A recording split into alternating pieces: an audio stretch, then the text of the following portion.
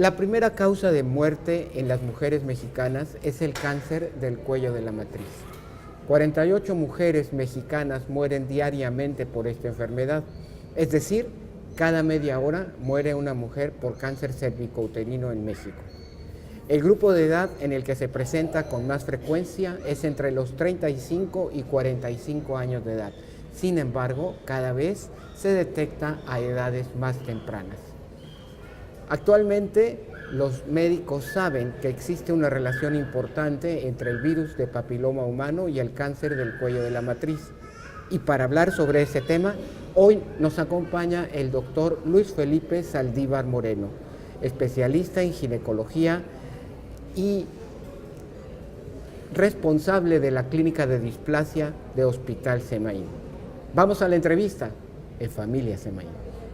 Los grandes acontecimientos se viven en familia. Vive el nacimiento de tu bebé en Semaín. Habitaciones confortables, atención cálida de médicos certificados, instalaciones certificadas exclusivas para nacimiento, seguridad para tu economía. Todo en Familia Semaín. ¿Qué es el virus del papiloma humano? Bueno, el virus del papiloma humano es un microorganismo, o sea, es una tipo bacteria, pero es tan pequeña, es mucho más pequeña que una bacteria como la que causa la infección en la garganta. Es un virus, es un organismo tan pequeño que necesita de otras células para poder reproducirse. Entonces, este virus digamos, tiene una forma como si fuera una cápsula espacial, ¿sí? Que tiene alrededor de 20 caras.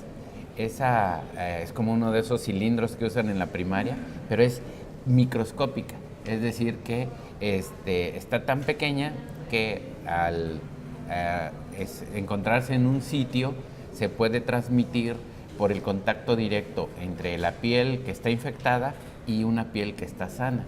Pero esa piel que está sana tiene que tener cierta lesión, es decir, como una pequeña rosadura o algo, y por ahí va a penetrar el virus. Entonces, este virus tiene la capacidad de llegar hasta donde está la célula, llegar hasta donde está el núcleo de la célula y, haga de cuenta, así como en la Guerra de las Galaxias, invadir la cápsula, o sea, el núcleo de la célula, y ocupar todo el material genético de la célula del cuello de la matriz para poder, reproducirse, es decir, producir más virus, y dos, es alterar la forma de la célula para que la célula genere células cancerosas. Entonces, son dos formas en que el virus puede atacar y generar o infecciones que pueden, digamos, considerarse una lesión leve, o bien una lesión de neoplasia, es decir, cáncer, que podemos decir que es una lesión grave. ¿Quiénes son más susceptibles de contraer el virus del papiloma humano? Sí. Bueno, una de las situaciones más importantes para la transmisión es, como lo dije primero, tiene que haber contacto de una piel infectada con una piel que está medio dañada, que hay una laceración. Entonces, por ejemplo, durante las relaciones sexuales se genera cierta roce entre dos tejidos. Fricción, exactamente. Y entonces esa fricción va a generar una irritación que permite que si en el líquido, ya sea del semen o en el líquido vaginal, hay partículas virales, pues el virus pueda penetrar. Pero de todas formas, ese virus va a tener que enfrentarse a las defensas del organismo del paciente. Entonces, si el paciente tiene sus defensas adecuadas, va a poder eliminar el virus sin que se genere ninguna enfermedad, ¿sí?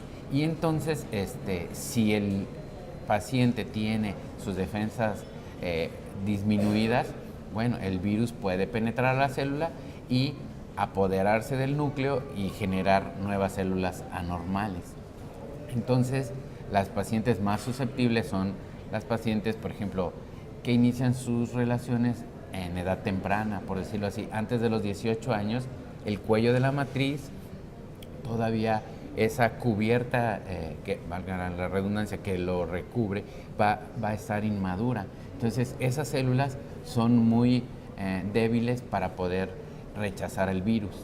En las mujeres que tienen más de 3 hijos, también cada parto es como una lesión en el cuello de la matriz. Entonces, como dijimos, el virus puede penetrar a través de esas lesiones que genera el parto y ocupar otra vez la célula. Las personas que fuman, ¿sí? En el cuello de la matriz hay unas células específicas que van a atacar tanto virus como bacterias. Pero las personas que fuman, se han hecho estudios en donde disminuyen esas células de defensa, y entonces lo que genera es que se debilita y el virus puede penetrar. Entonces, las parejas, las personas que tienen varias parejas sexuales, obviamente que pues hay mayor probabilidad de contagio, porque en una de esas parejas que tuvo la infección, pues puede mantener como una especie de portador, y entonces ya sea en el líquido vaginal o en el líquido, digamos, seminal, puede existir partículas virales que, si, vuelvo a decir, hay una lesión ya sea de la piel o del cuello de la matriz, puede penetrar la célula. Y bueno, también tenemos las pacientes que no se hacen su Papá Nicolau, o sea, su citología en forma subsecuente. Bueno, pues ellas en sí es un riesgo, porque si desarrollan la enfermedad, pues no se va a detectar a tiempo y ya se va a detectar en una fase más avanzada, ¿verdad? Esto, bueno, pues sí, es importante tenerlo en cuenta. Correcto. Entonces, básicamente se contrae por relaciones sexuales. ¿Hay alguna otra forma de contagio? Sí, esa es una pregunta muy interesante. Por lo regular nos asustan y a veces se genera mucha controversia, porque una paciente que se le detecta este virus, lo primero que piensa es ¿quién me la contagió?, ¿verdad? Sí se contrae por vía sexual, pero hay otras formas por las que se puede también transmitir. Por ejemplo, una persona que tiene una lesión, una verruga a nivel de uno de sus órganos genitales, y acude al baño, se toca la zona donde está la verruga, sale sin lavarse las manos, saluda a otra persona, y en la mano se ha detectado que puede durar el virus hasta 3 a 4 horas en la mano de la otra persona. Si la otra persona entra al baño, se toca o algo, y hay alguna lesión de la piel o de la zona del epitelio, tanto del pene o de la vagina, pues puede penetrar el virus sin haber tenido relaciones.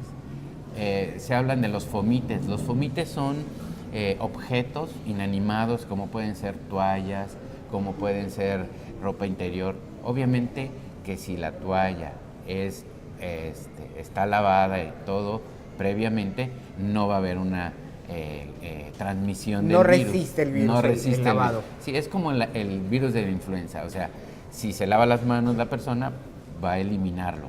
Igualmente, si se lavan las toallas, si se lava la ropa interior, el detalle es cuando se comparten la toalla sin haberse lavado y todo eso, pues puede generar ahí un riesgo. O bien, por ejemplo, las mamás que padecen alguna lesión y que bañan a sus niñas o a sus niños, si no tienen el cuidado adecuado, ¿verdad? Pueden, digamos, que si en sus manos tienen partículas virales, pueden transmitirlo. O, por ejemplo, en mujeres que tienen lesiones a nivel de la vagina, en lo que le llamamos los ginecólogos el canal de parto, a la hora del nacimiento se llama transmisión intraparto.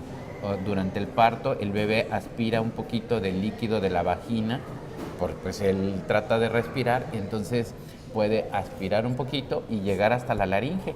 Y se habla de casos de papilomatosis laringea en recién nacidos, que son desarrollados por el virus del papiloma, y que las lesiones se encuentran en la laringe del producto, ¿verdad? Entonces son más o menos las vías en las que se puede transmitir o contagiar el virus del papiloma. ¿Cómo se puede detectar el virus del papiloma humano?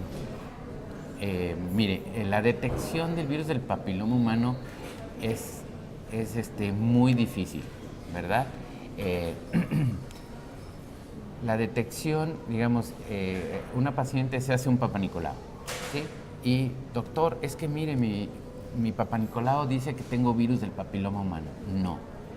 El papanicolau observa las lesiones celulares que, digamos, el papanicolau se llama citología, es decir, va a estudiar las células del cuello de la matriz.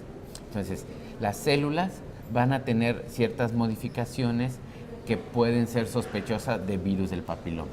Entonces, el papanicolau detecta las lesiones de la célula que pueden haber sido hechas por el virus del papiloma.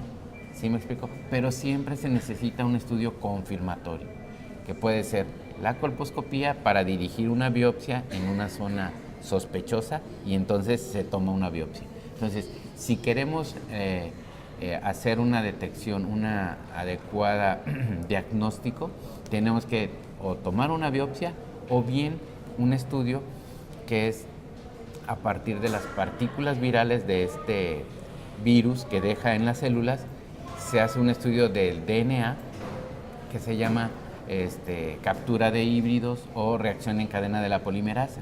Esos son más específicos, inclusive nos pueden decir qué tipo de virus es, si es un virus peligroso, como le llamamos de alto riesgo, o un virus que no tiene el peligro de desarrollar cáncer, como le llamamos de bajo riesgo. Entonces, en sí, para detectar el virus en forma así confiable, sería captura de híbridos o bien la biopsia del tejido que se va a dejar. Ahora que ha mencionado usted que existen diversos tipos de virus de papiloma humano, ¿cuáles son esos que llaman los médicos de alto riesgo y cuáles son los de bajo riesgo y por qué?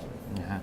Sí, se le llama virus o el grupo de bajo riesgo porque haga de cuenta que son virus, por ejemplo está el 6 y el 11, que son virus que cuando llegan a la célula no tienen la capacidad de transformarla, sino nada más utilizan el material de la célula para producir más virus. Entonces se llaman lesiones de bajo grado, pero que por ningún motivo van a generar un cáncer. ¿Cómo se manifiestan? Se van a manifestar por una lesión clínica que le llamamos condiloma o que, como se le conoce como verruga, ¿sí? Ese es un tipo, o bien se llama condiloma plano, que son manchitas que cuando hacemos un estudio de que es la colposcopía se van a detectar en el cuello de la matriz. Y tenemos los de alto grado. Los de alto grado son los virus como el 16 y el 18, tienen un número y hay otros subtipos, pero que estos tienen la capacidad de, al llegar a la célula, ¿sí?, ocupar su núcleo y alterar su genoma, o sea, su material genético para poder producir células anormales. Entonces, el de bajo riesgo nada más se reproduce el virus y el de alto riesgo va a producir neoplasias, o sea, va a generar cáncer. Los grandes acontecimientos se viven en familia. Vive el nacimiento de tu bebé en Semaín. Habitaciones confortables, atención cálida de médicos certificados, instalaciones certificadas exclusivas para nacimientos, seguridad para tu economía. Todo en familia Semaín. Doctor Saldívar, antes de irnos al corte comercial, nos hablaba usted de que ya se desarrolló una vacuna contra el virus del papiloma humano. ¿Cómo funciona esta vacuna? Bueno, esta vacuna lo que diseñaron las personas del laboratorio, tanto en Ginebra, Suiza, en Alemania y en Inglaterra, fue hacer una especie de disfraz del virus. Es decir, el virus se compone de una cápsula, que es la parte que está por fuera, ¿sí?, y un núcleo, que es la parte que está dentro. Vamos a hacer de cuenta que es como un aguacate. La parte de la cáscara sería la cápsula y la parte donde está la semilla es el núcleo. Bueno, el virus funciona que la cáscara o la cápsula, cuando penetra, ¿sí?, es la primera contacto con las células. Y esas células del organismo van a tratar de atacarlo. Cuando se abre esa cubierta, el núcleo, que sería donde está la semilla del aguacate, el núcleo penetra a las células y entonces es donde vienen, digamos, los invasores, que serían los virus, para poder ocupar la célula. Entonces, lo que en el laboratorio se pudo diseñar es una vacuna en donde, hagan de cuenta, el aguacate que habíamos dicho, le quitamos la semilla. Entonces, la parte contagiosa, la parte virosa del virus, la parte más dañina, se la quitaron y entonces nada más dejan la pura cubierta. ¿Qué es lo que sucede? Se tiene que diseñar una vacuna para cada subtipo de virus.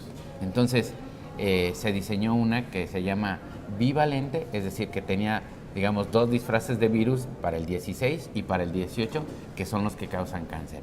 Y otra que es tetravalente, que es para 4 subtipos. El 16 y el 18, que son los que producen el 80% del cáncer, y el 6 y el 11, que es los que producen el 90% de las verrugas y lesiones de bajo grado. Entonces, con esto, si la paciente se aplica la vacuna, se va a poder proteger tanto de las lesiones de alto grado como las lesiones de bajo grado, que aunque no van a generar daño de cáncer, van a generar verrugas, que los tratamientos son muy dolorosos, cauterizar o bien aplicar como ácidos, etcétera, que pues yo creo que para cualquiera que tenemos hijos no nos gustaría que les hicieran a ellos. Entonces, este tipo de vacuna está diseñada para eso. Entonces, se retira el núcleo, que es el viroso, el que va a producir la enfermedad, y se queda. Entonces, al llegar a es una inyección intramuscular, al llegar al torrente sanguíneo, lo van a agarrar unas células de nuestro organismo y lo van a presentar a otra célula, que son los linfocitos. Esos linfocitos lo identifican como un enemigo probable y lo van a presentar a otros linfocitos más especializados, que son los que van a generar las armas importantes para poder atacar a ese enemigo, que sería el virus. Entonces, esa célula va a producir los anticuerpos y va a estar produciéndolos durante el estudio que se ha hecho de la vacuna. Hasta ahorita lleva ya 10, casi 15 años de haberse aplicado y todavía hay buena titulación de los anticuerpos. O sea, hasta ahorita se considera que es de por vida la protección. Entonces, esas células, esos anticuerpos, están circulando en la sangre, están en todo la cubierta de las células, para que cuando lleguen ese tipo de virus, entonces tengan las herramientas y poder neutralizarlo o bien llevarlo a un sitio en donde hay unas células especializadas que se llaman macrófagos y lo van a fagocitar, es decir, se lo comen y no dejan que se desarrolle la infección. Eso es algo bien interesante. ¿Quiénes son las personas a las que se debe aplicar la vacuna del virus del papiloma humano?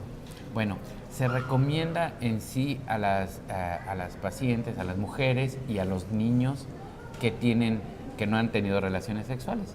Se recomienda que sea entre los 9 y los 12 años, tanto en niñas como en niños. ¿Por qué se recomienda? Pues porque se supone que es una edad en donde, como el epitelio está en transición y aparentemente no se han tenido relaciones, bueno, pues no se tiene contacto con el virus. Entonces, el desarrollo de los anticuerpos pues va a ser genial, va a ser muy bueno la respuesta que va a tener la vacuna. Si la paciente ya inició su vida sexual y ya tuvo contacto con el virus, puede ser un poco parcial la protección. Entonces, sí se recomienda que sea en esas edades, pero también en mujeres que no han padecido la infección, aunque tengan 20, 30 años, se puede aplicar. Ahora, no hay que olvidar que en sí el diseño de la vacuna no es para evitar la infección, sino es para evitar el cáncer. Claro. ¿Sí? Por eso es que no se recomienda en mujeres, por ejemplo, de 60 años. La paciente que a los 60 años no desarrolló cáncer cérvico-uterino, ya no lo va a desarrollar. ¿Sí me explico? Entonces, la vacuna, como se diseñó para evitar el cáncer, pues dice, no tiene sentido aplicárselo a una paciente que no lo va a desarrollar.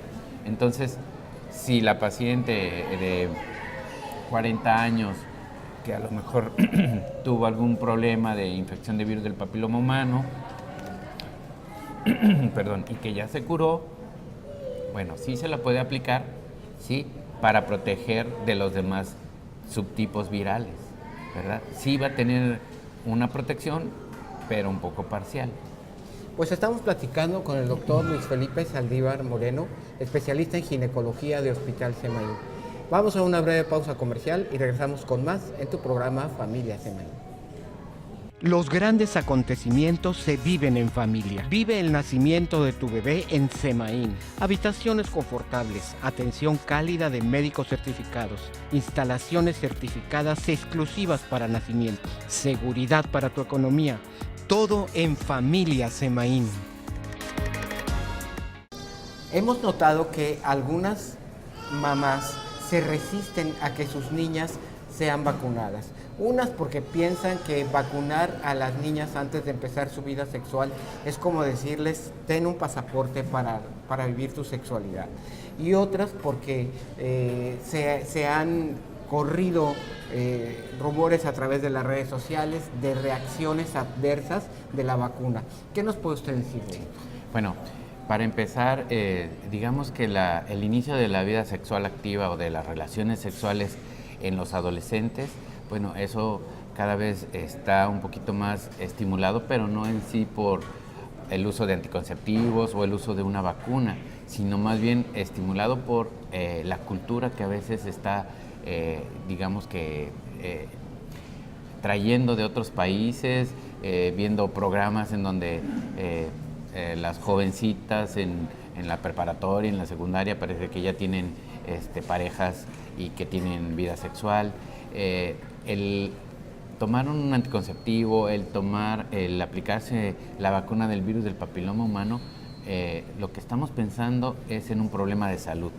Y si yo en verdad tengo cariño, tengo amor por mi hijo, pues lo que yo tengo que hacer es prevenir que tanto tenga un embarazo no planeado como tenga una enfermedad que le pueda originar un tipo de problema. Yo creo que eso no podemos decir que lo estimule, sino más bien que yo voy a ser más responsable a mi hijo, tomando en cuenta que a lo mejor ellos ni siquiera están enterados de que existen infecciones de transmisión sexual, de que existen embarazos no planeados, pero que si se presenta en el momento en donde se va a dar un contacto o algo, pues ellos están protegidos, porque nosotros no podemos vivir la vida de nuestros hijos. Entonces ellos van a tomar sus propias decisiones y van a estar estimulados, sí, por los valores que genera la familia y todo, pero muchas veces es el ambiente en el que se envuelven.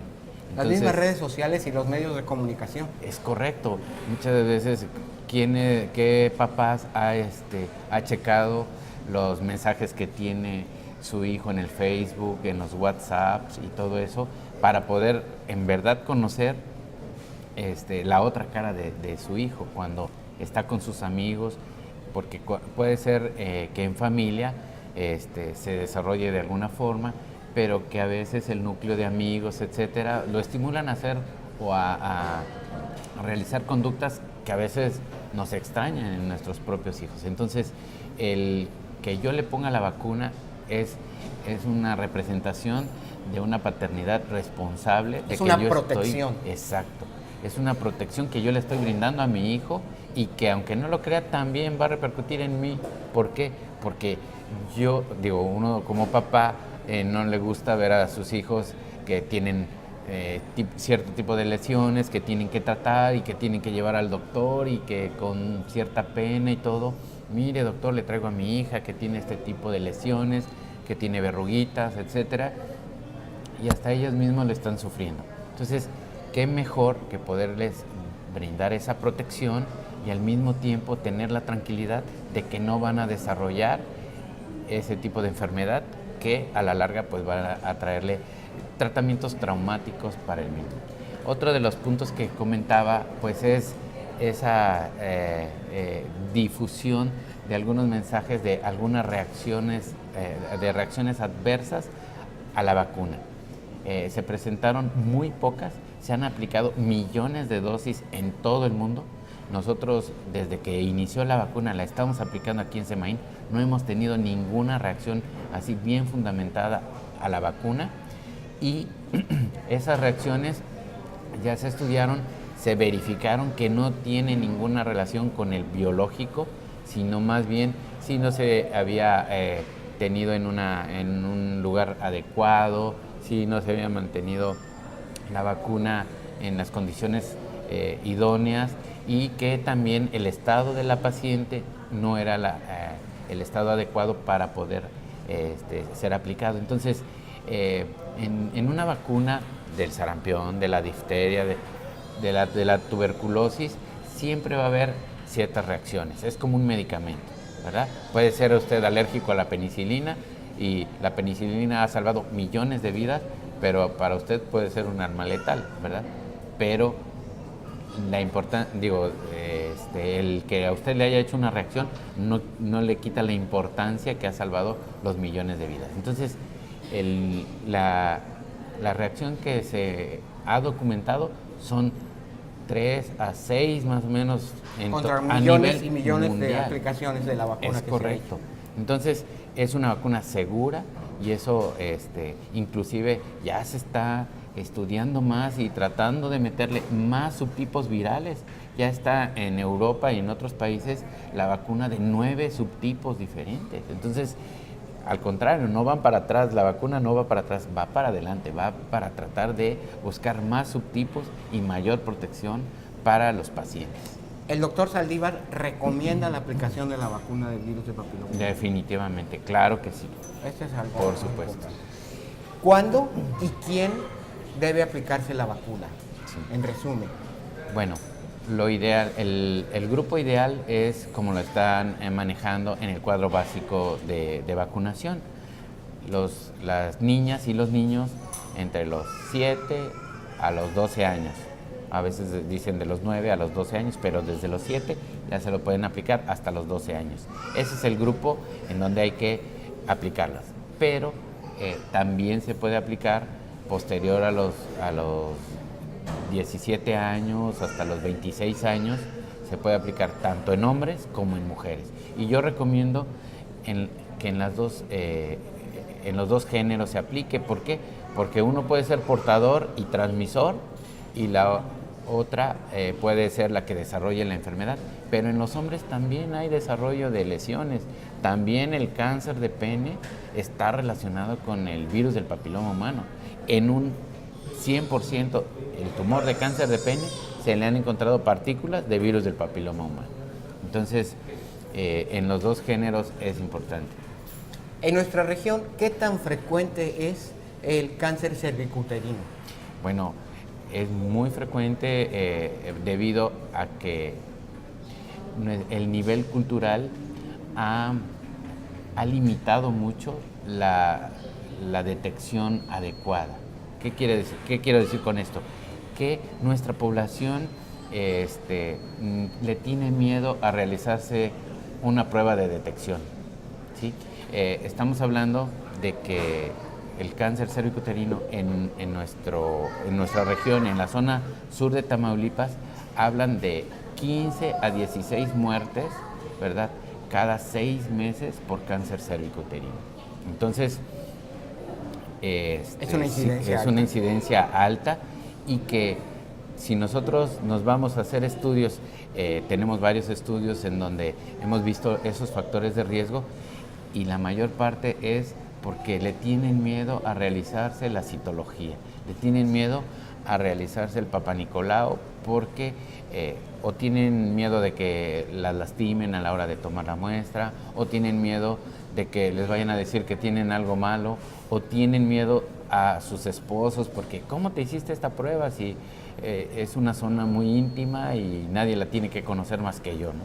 Entonces, son a veces cuestiones completamente ajenas. Son cuestiones culturales que no tienen que ver con el problema de salud tan grave que representa el cáncer cervicuterino.